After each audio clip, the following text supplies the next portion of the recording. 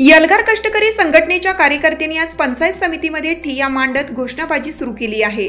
2 कोटी रुपये मंजुरी घरकुल योजनेची रोजगार हमीची मंजुरी थकली। घरकुल योजनेचे अनुदान मिळत नसल्याने अनेकांची कुटुंब उघड्यावर। कर्तव्यात कसूर करणाऱ्या कर्मचाऱ्यांवर कारवाई करण्याची मागणी। त्र्यंबकेश्वर तालुक्यातील घरकुल लाभार्थ्यांना अद्यापही घरकुलाचे पूर्ण अनुदान मिळाले नाही। त्यामुळे आता पावसाळा सुरू झाल्याने त्यांना उघड्यावर राहण्याची वेळ आली आहे। अनेक लाभार्थ्यांची बांधकामे अपूर्ण आहेत, कारण त्यांना वेळेवर अनुदान मिळत नाही। त्यामुळे ते घराचे पूर्ण बांधकाम करू शकले नाहीत, तर काहींना तिसरा हप्ता मिळाला नाही।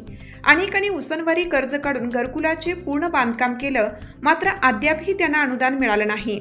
शेकडो घरकुल लाभार्थ्यांना उघड्यावर राहण्याची वेळ आली आहे। या सर्व लाभार्थ्यांना तात्काळ घरकुलाचे अनुदान तात्काळ मिळावे या मागणीसाठी तसेच प्रधानमंत्री घरकुल योजनेची टप्पा क्रमांक 2 ची ऑनलाईन नोंदणी मध्ये हलगर्जीपणा करणाऱ्या व कर्तव्यात कसूर करणाऱ्या ग्रामसेवकांवरती तात्काळ कारवाई करावी या मागणीसाठी आज 20 जून 2025 रोजी पंचायत समिती कार्यालयावर संघटनेचा मोर्चा काढत गट विकास अधिकारी यांच्या कार्यालयातच ठिय्या मांडला आहे। नाही मागत आम्ही भीक, आम्ही मागतो आमचा हक्क।